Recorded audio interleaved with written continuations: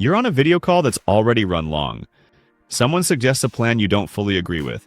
You push back once, calmly. You explain the concern.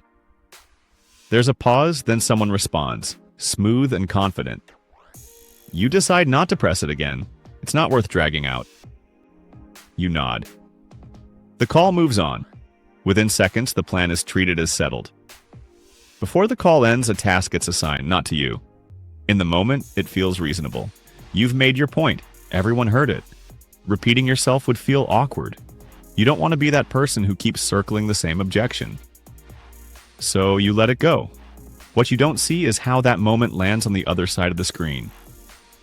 As soon as you stop pushing back, the tone shifts. Someone rephrases the plan as a decision. Another person asks about timing instead of direction. The person who spoke after you takes the lead. The conversation tightens. Your earlier concern doesn't disappear, but it gets reframed as something that was not a blocker. By the time the call wraps, the language has changed.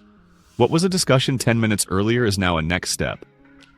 Later that afternoon, an email comes through.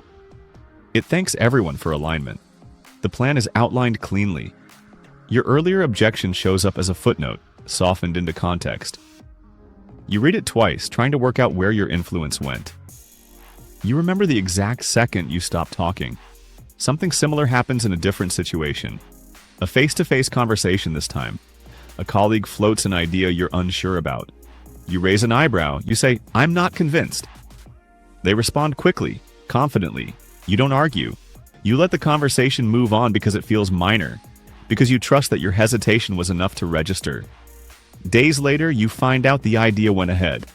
Your name comes up as someone who didn't love it but was okay with it. That's not what you meant. But that's how it landed. The shift didn't happen when you disagreed. It happened when you stopped. The moment you ease off, other people don't experience it as restraint. They experience it as resolution. They read your silence as acceptance. Not because they're ignoring you, but because conversations need an endpoint, and you just gave them one. What's uncomfortable is why this keeps working. You believe pushing back once is enough. You trust your ability to state a concern clearly and then step aside. You see that as being fair, efficient, reasonable. But in group settings, the person who stops pushing back isn't seen as thoughtful. They're seen as done.